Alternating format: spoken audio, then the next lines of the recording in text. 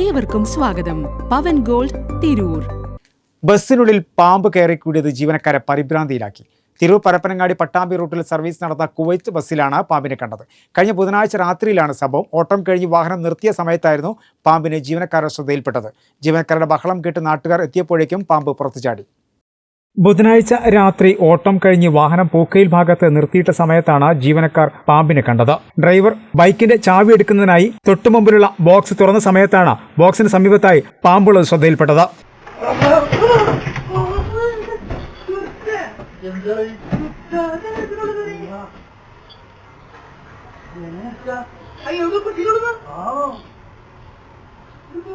ഇതോടെ ബഹളം കൂട്ടി ജീവനക്കാർ പുറത്തിറങ്ങുകയായിരുന്നു.